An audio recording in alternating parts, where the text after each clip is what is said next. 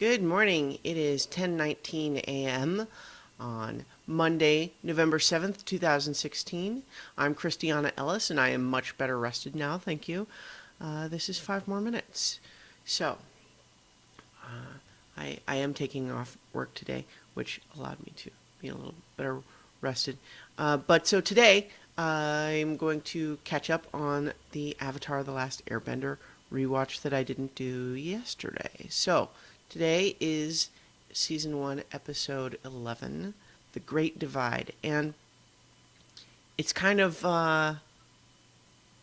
serendipitous timing that this episode would be occurring that I'd be reviewing it on Election Day Eve, given that it's all about two sides unable to reconcile even on basic things and accusing each other and all of that sort of thing. I'm not going to try to get it too political, but like the other side though of my feelings about this episode is that it's actually not one of the better episodes in my opinion. Everything happens a little too easily. Like they set up a problem, but then the escapes are very convenient. So let's start from the beginning. What we have to begin with is nerves are running raw.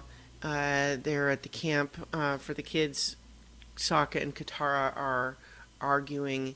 The initial issue is that he doesn't want to put the tarp up over the tent because he thinks it's dry. It might not rain, and you can use it as a blanket instead. Whereas Katara is saying, well, it might not rain, but what if it does? Then we won't have the tarp up. It's a fairly innocuous sort of thing to have an argument about, but you can understand that like these kids have been spending 24/7 together under very stressful circumstances. You can understand why they're snapping at each other. But it's so the whole point of this episode is to really kind of start setting up this idea that the Avatar does actually kind of have a job. I mean, even beyond this idea of having to stop the Fire Lord and this comet and that whole thing, the global scale issues. There's also just the idea that his general day-to-day tasks, he's supposed to be a peacemaker. He's supposed to be keeping the world in balance and solving problems and so on. And so he initially thinks, okay, well, let's solve this problem with Katara and Sokka, and he just encourages them to switch jobs, which is not a terrible suggestion exactly. But it's also, as we reveal later in the episode, it really, it's not enough because it doesn't kind of get at the root of the problem, which is that it's just kind of an understandable situation for them to all be stressed out. And so he's kind of just trying to make the immediate problem go away without actually getting at the root causes of anything.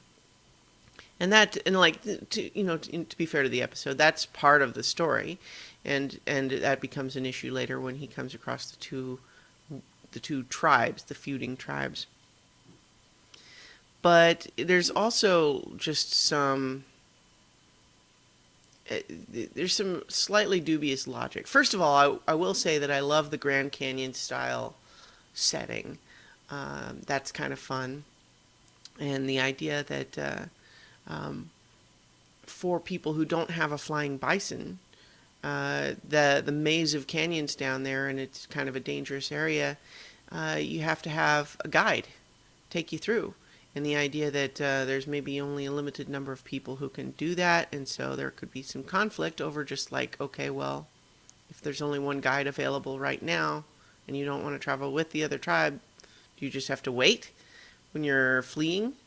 If you're a refugee, I kind of like all of that world building aspect. But the differences between the two tribes coming down to one tribe's they're all sloppy and gross, and the other tribe is all neat and prissy and snobby. I'm like, that doesn't feel real.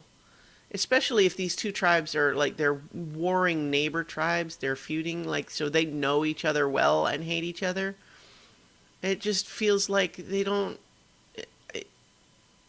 It doesn't feel plausible that these two, and not only that, but it's also, this is a minor note, but it's a little distracting that the first guy we meet from one of the tribes has the same voice actor and a very similar voice to Zuko, and it's distracting that they didn't make him do a more different voice than that, or hire someone else to do it. It might have been just a quick, convenient thing, but it really made it sound like if you weren't looking at the screen, you would think Zuko showed up, and then you realize, oh wait, no, that's just a whole other guy. Anyway, so we have the kids that are planning to just fly over the canyon, but Aang's all fired up about wanting to help make peace. So he sees these two tribes having a conflict, and the obvious solution is why wouldn't they just travel together? There's more safety in numbers, and you also both get to go now with the current guide, but they don't want to because they hate each other. And so he's a little too insistent that he's going to be the one to solve the problem right now. And so he kind of just intimidates everyone into doing it. And then finds that when they continue to not get along, it starts to wear on him that he's not able to easily solve the problem. And there's a little talk about having having to be kind of impartial, to be, lonely to be impartial. And he could definitely see how that could be a problem, because especially what if we have, it's not really brought up in this episode, but if we have Aang, we could imagine a situation where he actually does prefer one side over the other. But if he is going to try, that's, I think, might have been a better lesson, is if Aang was maybe more inclined to side with one side over the other, but doing that wouldn't help broker peace. If you've got two sides that are really divided on something, and you need them to work together, just picking sides, it might not help. And so that could be problematic as well. And then, of course, we have Katara and Sokka each take sides with the tribe that represents their side of the stupid tent debate. And that's, I think, part of what felt like there's too much in this episode that just feels easy and convenient. The idea that both tribes brought food because they were sure that the other side would, and so if they get to, then we get to, that actually feels very real. We talk about our current political climate. But the idea that you excuse wrongdoing for your own side because it's only fair, because the other side's going to probably do it too, and the other side's going to blame you for doing it whether you do it or not, so you might as well just do it. That definitely feels very true to life, that aspect. But of course, monsters attack. And I did like to just tying into the whole world building element, the idea that you, in order to sort of successfully navigate this place, you need a powerful earthbender. And it's also a reminder that even if they live in the Earth Kingdom, not all Earth Kingdom citizens are earthbenders. So we have these tribes that don't have a bender handy, and once the guide's arms are broken, the earthbending was really coming in handy, and it's going to be more of a problem now. But just ultimately, we hear the two versions of this story, about the sacred orb and the two tribes. And first of all, it just immediately starts to seem fishy when it's like, oh, the two people are Jin Wei and Wei Jin. It starts just making the whole thing into a parable, which, the episode wants this to be a parable about choosing the peaceful way between two warring sides, but that doesn't really actually tie in very well to anything else that's happening, because we pretty much have an obvious bad guy in this larger war that we're trying to stop. We're not going to try and talk to the Fire Lord and say, wouldn't it be nicer if you actually didn't take over the world? That's not going to happen. So I don't mind the lesson that when you have these two very divided sides, some observations on each side blows the other's crimes out of proportion while making excuses for their own sides. That stuff, the idea that these historical conflicts, it's difficult to resolve because it just kind of, it gets blown out of proportion over time, and it's very, and people aren't rational about it.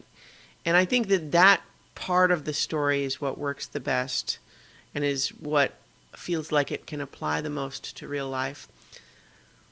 But then ultimately, there's a number of elements that just feel that it's just too easy. So, like, for one, when Aang comes up with this idea for how they can use the food bags to, to close the mouths of these rock creepers or whatever, these monsters, and then just ride them. First of all, he says, oh, just do this. And then he does this super fancy acrobatic move that, 99 out of 100 people wouldn't be able to do, probably fewer than that, but whatever. And then all of the others, they can just, these wild animals that were going to kill them, they can just put bags over their mouths, and now they're perfectly trained mounts that can climb them up walls and stuff. I don't know. And then the idea that, the story that Aang tells when he hears the two versions of why these tribes still want to fight, and he's like, oh, I know those guys. This happened 100 years ago. I was around 100 years ago. I know them. And it wasn't like you said. It was two kids playing a game. And what's frustrating about that is just, first of all, like, okay, we get that Aang could know them, but the story he tells, like, it feeds into this idea that the two sides are blowing, stuff out of proportion, and then believing the worst about the other side and the best about their own. But it's too trivial. And then we find out that it's not even true. Aang reveals to Katara and Sokka that he made it up. So there's a number of things that are just don't quite work. One is that taming those monsters seems implausible. The tribes seem implausibly different from each other. What would I think make a little more sense is like if they hated each other, but there was actually not even really that much that was definitely different about them from the outside. Aang tells this incredibly simplified story, and then we find out that it was a lie, which just makes it even more kind of dumb that he told it that way, because even though the episode has it work, which also feels weird, like I don't feel like the Avatar telling the story that way would actually convince these two tribes that hate each other. They make up too easily. But then also just like, this is 100 years of history, like, so none of them would have been alive when it happened exactly, but the version that Aang tells, like, we can imagine though that, there's enough known history with some of the older people that, like, they could just know that he's not telling the truth. And he doesn't know anything about their history, really, so what if they just said, that's not true, we have proof of what happened, or at least that it wasn't what you said. We still have this sacred orb that we talked about. We have it, and it's an actual mystical artifact. It's not a ball like you're saying. And again, like this redemption, like this sport, like why would that not still exist? It's only been 100 years. If it was a thing enough that everybody cared enough about it, that it's still all this thing years later and people don't know anything about this game now. Plus those Eastern and Western gates probably still exist. Like, so it's a lie that could be busted. And then where would he be? And, kind of tying into the lesson in the previous episodes, like stealing is wrong unless it's from pirates. And you could say, like, lying is wrong unless it's to make two feuding tribes make peace, except that it doesn't make any sense that it would make peace. So, I mean, there's elements of a nice lesson here. It's just that everything works too easily when it shouldn't. It's kind of lazy in that way, and I'm frustrated with it. I think I'm more critical of it than I would be if it was an ordinary cartoon, but in the context with all of the other great stuff that Avatar: The Last Airbender does, this episode feels like one of the weaker entries. But, you know, that's all right. Can't all be perfect. And in fact, actually, I think in the grand scheme of things, there's still a lot to like about the episode. I like the whole world building element that I mentioned. I like the guide, and that once his arms are broken, he starts getting just sort of increasingly creepy, like the monsters. They've had a taste and they're coming back for more, and that sort of thing. We're all doomed here. That stuff's kind of fun. The monsters were scary looking. We had some reasonable action. And I do like at least sort of initiating this idea that Aang's taking a little bit more responsibility and finding that it's still hard, but that doesn't mean he shouldn't do it. So I like those things about it, but ultimately just the details of this specific conflict feel implausibly convenient. And that kind of irritates me a little bit. The whole thing feels like a parable rather than something that would really happen within that world. Anyway, so that's it for this episode. Now we'll be probably back on Sundays again next week for Season 1, Episode 12. So I will talk to you guys tomorrow for 5 more minutes.